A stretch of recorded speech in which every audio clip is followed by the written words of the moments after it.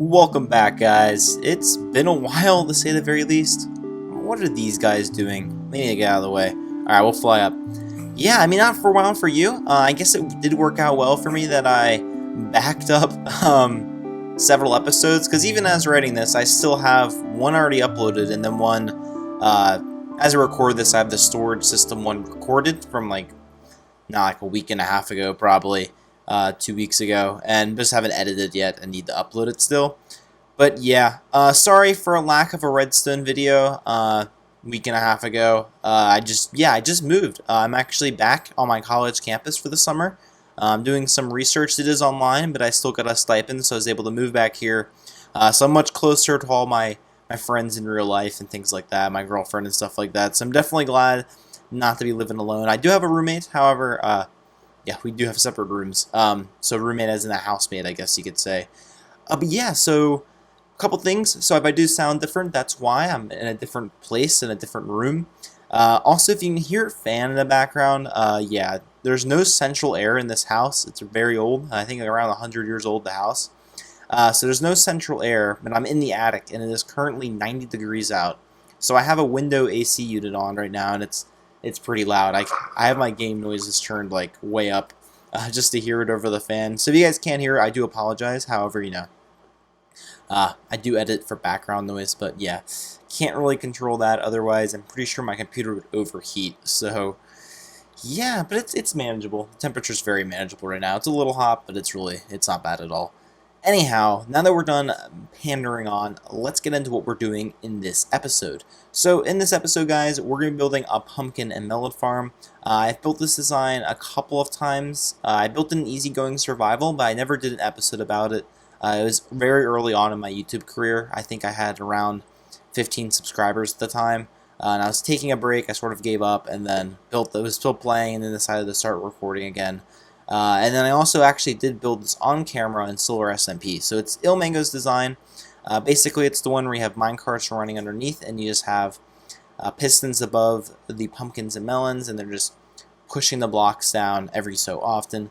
It's a really cheap design. It's really easy to build, and we're actually going to build two of them, right one on top of each other. In case you're wondering where we are right now, we're actually in my industrial district. So I came up with this idea by watching Hermitcraft. Iskall and Mumbo are currently doing this, and I think it's really cool. But yeah, basically what we're going to do is we're going to fill this map up with farms. So as you can see in the bottom left and top left corners, I've marked out with bone blocks, and we can't just see, but I just did this just to start. So in this episode, we're going to be building a pumpkin and melon farm, actually in this corner right here. So yeah, we'll build the farm in here, and then probably in the future episode, coming up very quick, we'll build a central storage system dead smack in the middle of it. Just of chests to start, but we eventually will add shulker box capabilities, but we're going to need tons upon tons of shulker boxes for that. So that's sort of like a mega project in its own, just getting all the shulker boxes. So I'll have to chip away at that. I'll probably just allocate half of all the shulker boxes I get from several end-busting missions to it. But yeah, I guess now I'm done talking. Let's get going. I think what we're going to do is we're going to build this first farm with progress updates. And once we have the first farm done, we'll then go ahead and just build the second one up with a time lapse. So that should look pretty damn good. Alright guys, let's get going on some time lapse fun. Yeah, but I gathered up the materials. So yeah, let's get going. Not time lapse fun yet. Let's build up the platform. And real quick to mention, we're going to be using a brick and a light gray stained glass palette for these builds. Which, yeah, I've always wanted to build the bricks, so I'm quite excited. Alright guys, let's get going. Let's now put in the platform on which the rails are going to go. So yeah, pretty simple, pretty simple.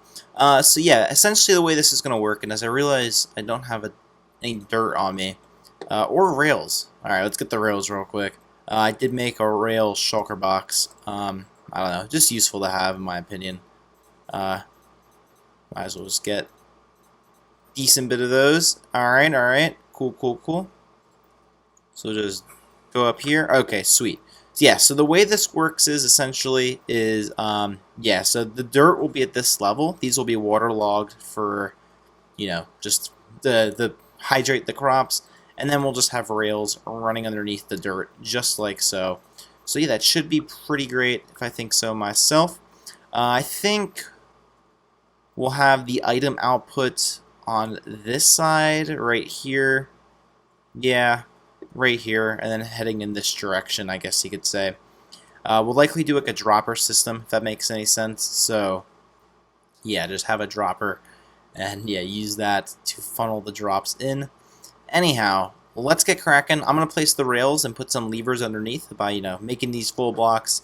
But yeah, eventually we'll basically add detail at the end of this episode to make this look like a complete build. But for now, we're just going to basically do the bare bone elements of the farm and then add the decoration later, just so we kind of know what we have to work with, if that makes any sense. Alright guys, I'm going to go place some rails in. I'm going to also grab some dirt, and yeah, I'll be back once we put the rails in. How about that? Alright guys, you can see I have the levers in down here, and if we pop up on top, we got the rails. This line of blocks is unnecessary, but it's just to make the build a little more symmetrical. Yeah, so maybe we can always get rid of this, but I think it'll look pretty good. So the next step in this farm is to place dirt on top, and I forgot all my dirt down here. But I did go get, yeah, a decent amount of dirt. Yeah, so this is more than enough. So what we're going to do is we're going to place the dirt in, then we'll waterlog the slabs, and then we can go ahead and also just hoe it. So I'm going to do that, guys. Just do the trivial task of placing dirt in. Nothing too exciting. I might do something like this, though, because this seems a little quicker. Alright, guys, I'm going to pop and do this, put some dirt in place, and yeah, I'll be back in just one moment. And we are back, and as you guys can see, I've put the dirt in, and I also went ahead and hoed it. The reason you do it in this pattern is so every single thing has 4 spots to go. And another trick, actually, is you alternate in each diagonal row, melon and pumpkin. So like melon seeds, pumpkin, melon, pumpkin. And the reason for this is when a pumpkin grows, so say this pumpkin grew to right here. And let's say that all of these were pumpkin, then all 4 of these would connect to that pumpkin and wouldn't be able to grow. However, in this case, if a pumpkin grew to this block right here, only the other, or this is melon, so only the melons would connect to this, and the pumpkins would not and would still be able to grow. So that basically increases your growth rate actually kind of significantly if you think about it, because you're sort of doubling the chances of something growing because one growth isn't going to take up 4, which is why you alternate instead of just building one pumpkin layer, one melon layer, if that makes any sense at all. Anyways, guys, the next step of this process is to actually place in some more trim. So we are going to want to have a trim of glass around the whole thing, up top at least, a couple of blocks, so we don't get any melons flying out. So we'll do that. We're also going to add some more brick and things like that just to sort of increase the aesthetic, if that makes any sense at all.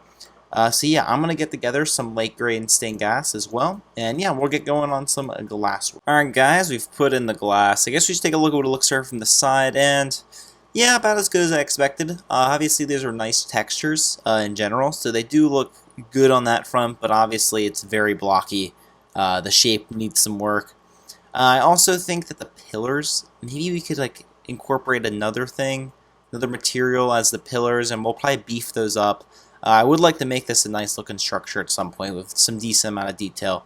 But we're going to build the farm first and put in the redstone, because that's obviously the hardest part of this. So we don't want to build something and then have to tear it down because we didn't leave room for redstone. So we're just going to do the bare minimum to start. Things I know are going to go there, like this glass and stuff like that. So yeah, that's totally okay. Anyhow, the next step is to put in the pumpkin crushing system, to say. We'll quickly hop down here, and basically the way this works is you have a piston here, which is then fired down just like so. So if a pumpkin grows here, then this gets pushed down into the pumpkin, and that causes it to break. So yeah, that's essentially how that works. So the next step is, what we'll do though is this is powered by redstone on top. So I'll quickly hop up here. So this is powered at this block level. So what I have found is easiest is to actually place this in first, and then you can just go on underneath and just place all the pistons in. So that's actually what we're going to do. So I'm going to do this. I'll place the trim. So essentially what you want to do is just go up like this and sort of just make a grid, if that makes sense. So yeah, you can skip some things, but yeah, just kind of go like this. go up, up, up, up, up, and then you can like kind of build around. That's a bad spot because there's water. So there's like a gap here because you want to place it on the plants, otherwise the plant would break. So you can kind of go like this. And you kind of just make a little grid situation just like so. So we'll do that. I'll be back in just a moment. And we are complete, as you guys can probably tell. Yeah, we put in the grid on top. Very bricky. Looking back, I might have done this in stone slabs, but the more you know, the more you know. In the future, we'll be better about that. Anyhow, I'm going to drop down in here now. And what we're going to do next is, of course, put in the pistons. So basically, this is just every other block, kind of making a diagonal, actually. So I already messed up that one. But yeah, so we just do it every other block, just like so. And yep, ends here, and then you start it here instead. And then, yep, you just go like this all the way down, and we'll do this over the whole thing. And then we'll come back at the very end and just go one by one and place some blocks like though. Alright guys, I'll do that and I'll be back in just one moment. Alright guys, we're back and I've put in the pistons and the slabs down there, as you can see. This farm does look pretty cool. It's definitely a cool farm. I'll make sure to link it down in the description for you guys. I'm definitely a big fan of it. Anyhow, the next step of this process is to go ahead and place some slabs, not slabs, some redstone wiring in place. Yeah, so essentially the way this works is we just basically power all these pistons. Nothing too complicated at all, to be honest. But yeah, it should be pretty good. We just gotta find the center block, roughly. I'm pretty sure this is possibly not. Oh, it is a perfect square. Okay, that's cool. I guess that makes sense. Yeah, okay, it would be. So this is the center, looks like, I think. The reason why it's top half slabs, by the way, why I try to figure this out, is because we want to avoid bud powering. So this will actually allow the pistons to retract instead of just staying extended. But yeah, this is the center, so we will have a piston right here, or a repeater right here. And this basically just goes into redstone dust, just like so.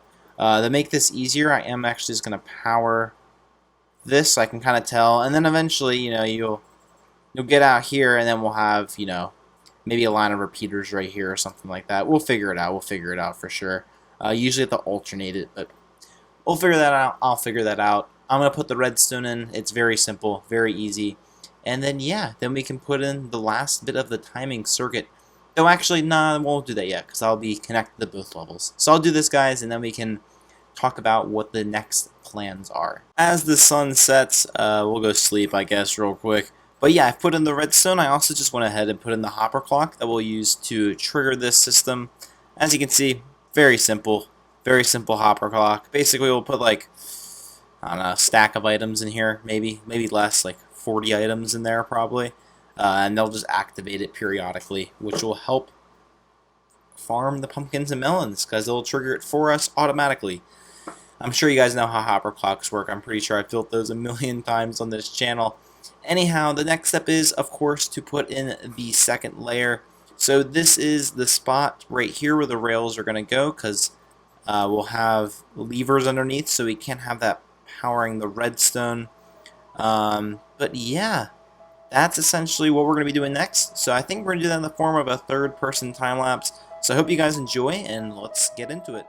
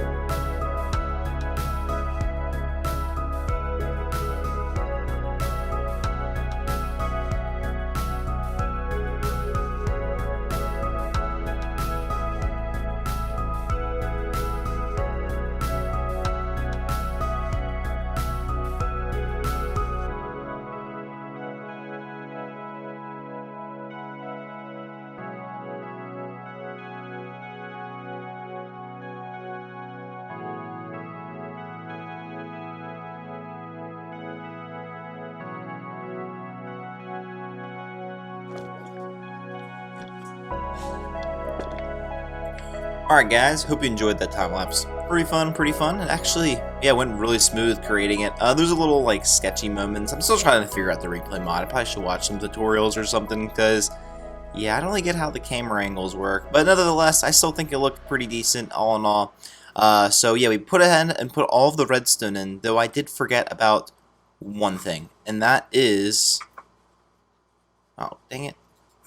Okay, we're good. That is the redstone for the rails, actually. So, yeah, we need a redstone line right here, actually. Let me get some bricks going up.